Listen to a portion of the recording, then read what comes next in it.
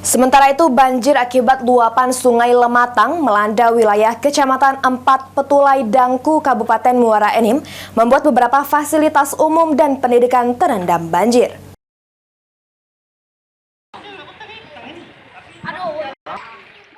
Banjir akibat luapan Sungai Lematang melanda wilayah Kecamatan 4 Petulai Dangku, Kabupaten Muara Enim, membuat beberapa fasilitas umum dan pendidikan terendam.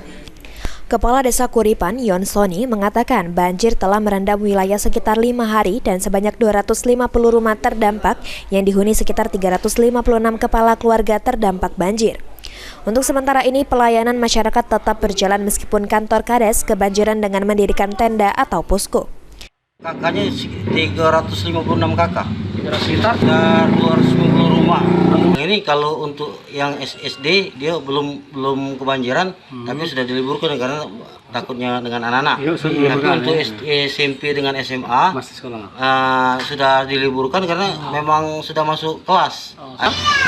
Tapi biarpun di luar kita tetap melayani masyarakat dan memang standby setiap hari, malah sampai malam di sini. Takutnya kalau hal-hal yang tidak diinginkan. Dampak dari banjir ini, pemerintah desa sudah menerima bantuan dari pemerintah Kabupaten Muara Enim. Namun belum dibagikan kepada warga sebab jumlahnya masih belum mencukupi. Mardiansyah, PAL TV.